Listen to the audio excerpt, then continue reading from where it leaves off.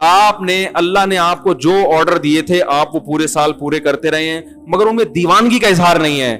اللہ کہتے ہیں کہ زندگی میں ایک دفعہ احرام باندھ کے آؤ, پراپر ڈریس پہننے کی اجازت نہیں ہے, اور دیوانوں کی طرح بیت اللہ کے گرد چکر لگاؤ, صفا مروہ میں دوڑو. حالانکہ کون سی بات ہے بھائی, دوڑنا تو کوئی عبادت نہیں کہلاتی نا.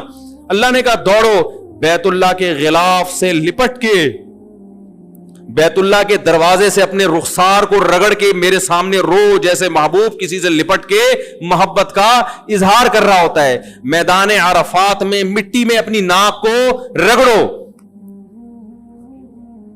تو یہ جو اللہ نے عبادت کا ایک خاص طریقہ رکھا ہے, یہ طریقہ صرف ان کو سمجھ میں آئے گا جو دیوانوں کی طرح اپنے رب سے محبت کرتے ہیں. جن کی طبیعت میں دیوانوں والی محبت نہیں ہے وہ اس طریقے کو, اس طریقہ عبادت, یہ والا طریقہ ان کی سمجھ میں نہیں آئے گا. وہ کہیں گے یہ کیا ہے بھائی, ہم 3 پیس سوٹ ٹائی پہنا کرتے تھے, اللہ میاں نے بولا ایک دھوتی پہنو اوپر سے ایک چادر. یہ کیا ہے, وہاں جا کے کیا کر رہے ہیں, گھوم رہے ہیں, حجر اسود کو چوم رہے ہیں. کیا ایک پتھر ہی تو ہے بھائی, اس کو کیوں چوم رہے ہیں بھائی, بیت اللہ سے نسبت ہے اس کی, یہ اللہ کا گھر ہے. کیسے دیواروں سے لوگ رخساروں کو لگا رہے ہوتے ہیں وہاں.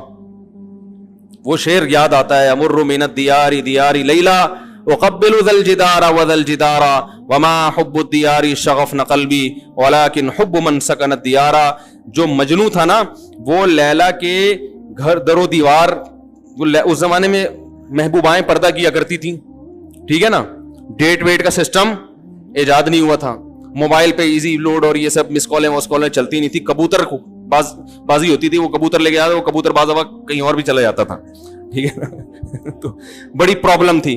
تو یہ جو مجنون ہے نا, یہ لیلا کے عشق میں کیا کر رہا ہے, اس کی دیواروں کے گرد چکر لگا رہا ہے, اور بڑے سخت پہرے غیرت مند مردوں کے, وہ نکلنے نہیں دیتے. تو یہ چکر لگا رہا ہے اور پھر محبوبہ کی دیواروں کو چوم رہا ہے. پھر لوگوں سے کہتا ہے کہ بھائی امر من الدیار دیار لیلا اقبل ذا الجدار وذا الجدار. لوگوں میں لیلا کے در و دیوار کے گرد گھومتا ہوں, کبھی اس دیوار کو چومتا ہوں, کبھی اس دیوار کو. لوگوں اتنا پاگل نہیں ہوں کہ مجھے دیواروں سے محبت ہو گئی ہے. وما حب الدیار شغفن قلبی. تم مجھے دیکھ کر پہلے ہی مجنوں کے تانے مجھے مل رہے ہیں, لوگ دیوانہ کہہ رہے ہیں, پاگل کہہ رہے ہیں. کہہ رہے ہیں اللہ کی قسم اتنا پاگل نہیں ہو کہ دیواروں سے محبت ہو جائے. ولكن حب من سکن الدیار. ان دیواروں کی نسبت جس محبوب کی طرف ہے, اس محبوب کی محبت نے مجھے دیواروں کو چومنے پر مجبور کر دیا ہے. یہ رشتہ ختم ہو جائے. یہ دیواریں میری نظر میں 2 ٹکے کی نہیں ہیں.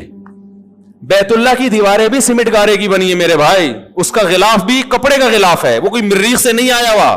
یہی سیمنٹ, یہی بجری, یہی ریت, اسی سے وہ اینٹیں بنی ہیں. لیکن ان اینٹوں کو دیکھنے کے لیے, اس غلاف کو چومنے کے لیے, اس غلاف کے گرد طواف کرنے کے لیے ہم 6-6 7-7 لاکھ روپے خرچ کر کے جاتے ہیں. اور لاکھوں کے مجمع میں جہاں پھسلنے کا بھی خطرہ ہو, جان کا بھی خطرہ ہو, اس بیت اللہ کے گرد گھومتے ہیں. اس کی وجہ بھی یہی ہے کہ ہمیں ان دیواروں سے محبت نہیں ہے. ان دیواروں کی نسبت کس کی طرف ہے, خالق کائنات. اس نے کہہ دیا کہ یہ کس کا گھر ہے, رہتا بھی نہیں ہے وہ وہاں پہ, رہتا بھی نہیں ہے, بنایا بھی انسانوں نے اس کو, لیکن رب نے کیا کہہ دیا, یہ گھر کس کا ہے, میرا. بس اتنی نسبت ہمارے لیے کافی ہے. بیت اللہ سے عشق کرنے کے لیے, بیت اللہ سے محبت کرنے کے لیے ہمارے لیے اتنی دلیل کافی ہے کہ اس بیت اللہ کو, یہ رب نے کیا کہہ دیا اس کے بارے میں کہ کس کا گھر ہے, میرا. بس اتنا کہہ دیا, اب ہمیں کوئی ڈاکومنٹ نہیں چاہیے, اس کے لیے کوئی ثبوت نہیں چاہیے, مزید کوئی ثبوت نہیں چاہیے. یہ نسبت ہمیں مجبور کرتی ہے کہ ہم لاکھوں لاکھوں روپے خرچ کر کے اس گھر کی زیارت کے لیے جاتے ہیں اور اپنا پسینہ وہاں جا کے بہاتے ہیں.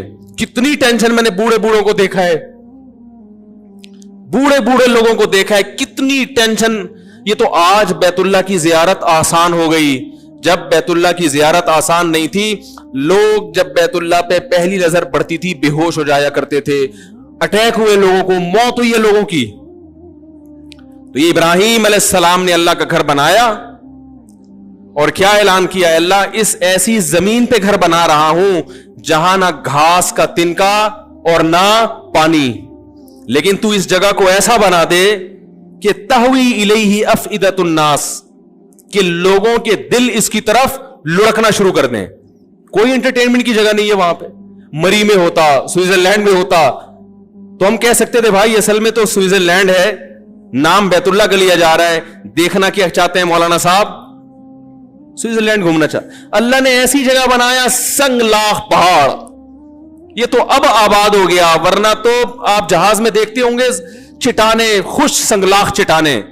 ایسی جگہ بنایا کہ یہاں آنے والا سوائے بیت اللہ کی محبت کے اس کے دل میں اس کے علاوہ اور کوئی جذبہ نہ ہو.